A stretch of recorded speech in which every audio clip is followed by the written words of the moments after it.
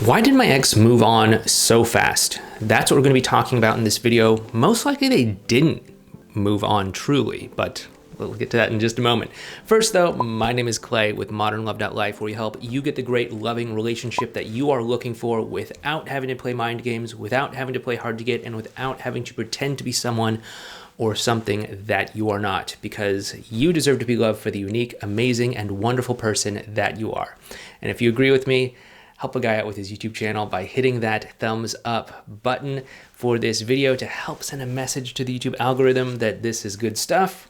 They might want to give me a little bit of a lift here and show me to some more stuff instead of some of those other people that I've heard you guys complain about. What we're talking about here is emotional healing, and this is, obviously a main element in any kind of relationship, whether you're getting back together with your ex, whether you're moving on, whether you're dating other people. We want to heal emotionally, and that is something that we talk about inside of our course called Emotional Freedom.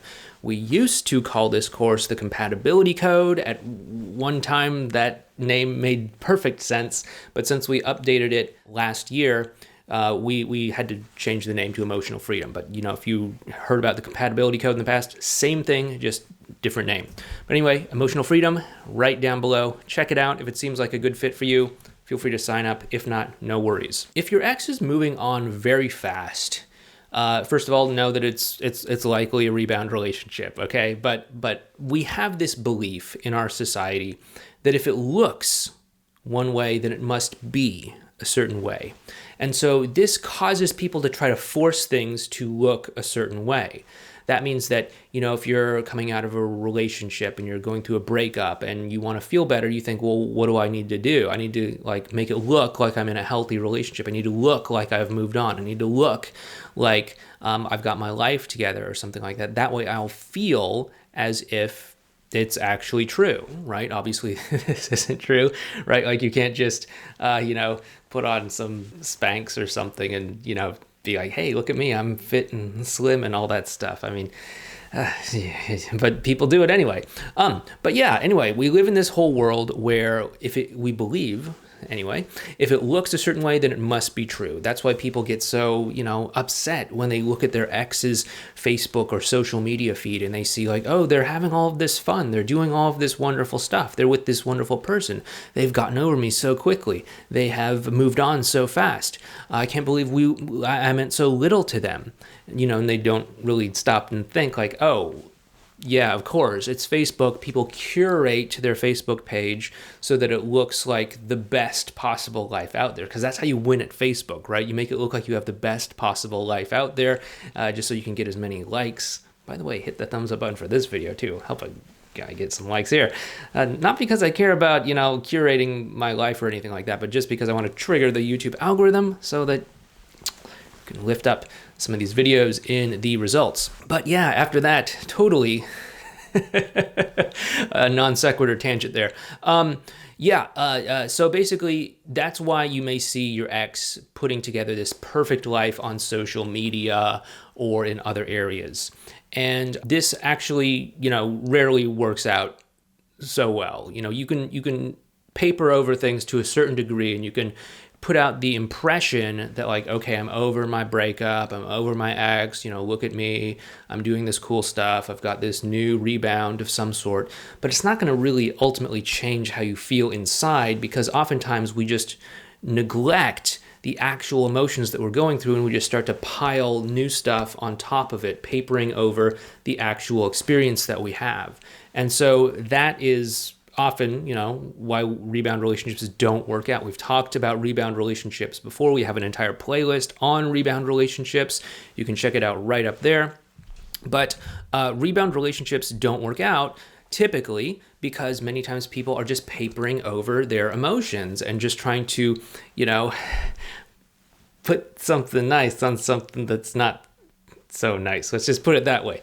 I'm trying to keep this, family friendly here because you never know who might be in the room. We're trying to put something nice on top of something that's not so nice, as opposed to dealing with the not so nice stuff and actually having an authentic, genuine transformation and coming out the other side. That's why you get like weird rebound relationship behavior, like, psychological displacement, fast forwarding the relationship, ending up dating someone who's like the exact carbon copy of your ex, or someone who's the exact polar opposite of your ex, as opposed to intentionally making a choice of like, this is the kind of person I want to be with. It's like, nope, I got to do something the exact opposite. Whoever you are, I need to date someone who's the exact polar opposite. And that's like a really weird place to be in, because then your ex is kind of controlling your relationship without actually being in the relationship. But that is a whole conversation for another day. But most likely your ex has not truly moved on. In fact, what's typically going on, even if they tell you that they've moved on, even if they tell you that things are going wonderfully, swimmingly well, most likely it's a form of emotional posturing. We've talked about posturing in other contexts on this channel, as opposed to collapsing, being a doormat and all that. But posturing basically comes when you're trying to project a certain emotional state or a certain way of being that's inauthentic, and you do this by, constricting how you actually feel.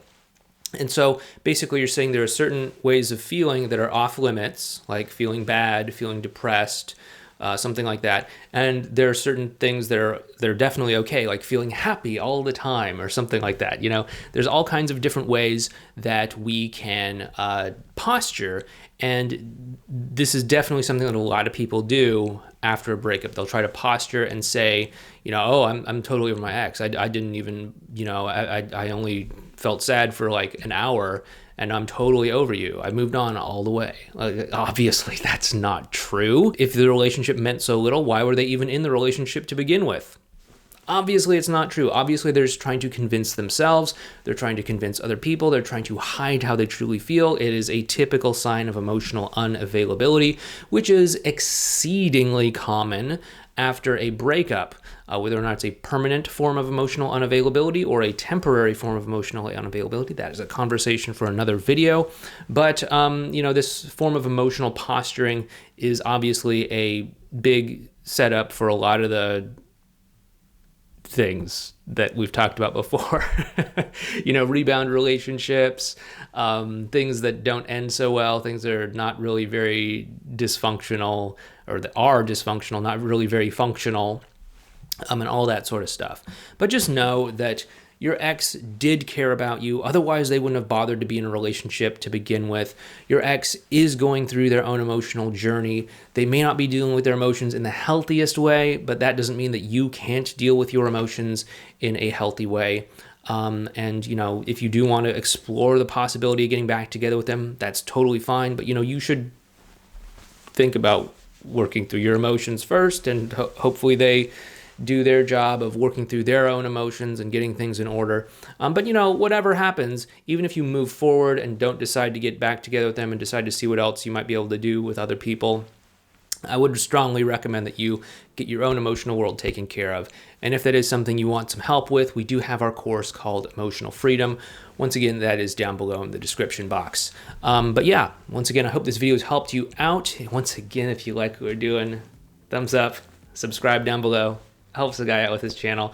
If you do want to learn more about rebound relationships, please feel free to check out this video series over here, or you might want to check out this video right here. But once again, my name's Clay.